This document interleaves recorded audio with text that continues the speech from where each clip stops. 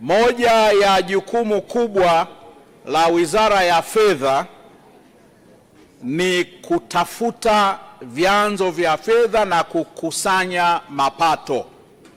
Mheshimiwa Spika, sisi wabunge wote humu ndani kwenye majimbo yetu tuna miradi ya maendeleo ambayo inaendelea kutekelezwa.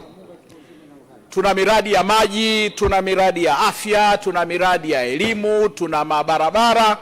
Lakini Mheshimiwa Spika, miradi yote hii haiwezi kutekelezwa kama hakuna fedha. Kama fedha hazijatafutwa, hazijakusanywa, miradi yote hii niliyoitaja haiwezi kutekelezeka, itabaki kwenye makaratasi na itakuwa maneno matupu. Kwa hiyo wizara hii ina jukumu kubwa sana la kubuni vyanzo na kuhakikisha mapato yanakusanywa ili miradi ya maendeleo iweze kutekelezeka. Mheshimiwa Spika,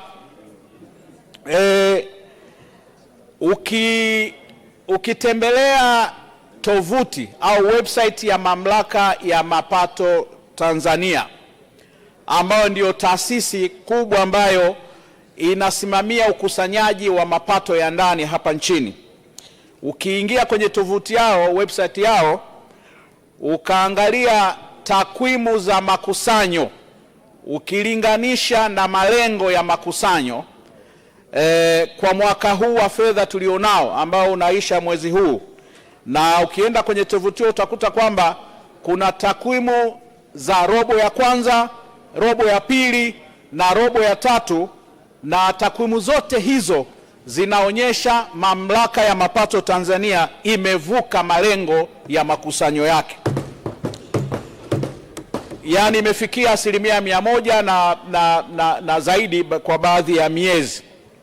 Sasa Mheshimiwa Spika, nitumie fursa hii kwa kweli nimpongeze Kamishna Mkuu wa Mamlaka ya Mapato Tanzania ndugu Yusuf Mwenda na management yote ya TRA na wafanyakazi wote kwa jitihada kubwa ambazo zimeonekana kwa vitendo, kwa takwimu.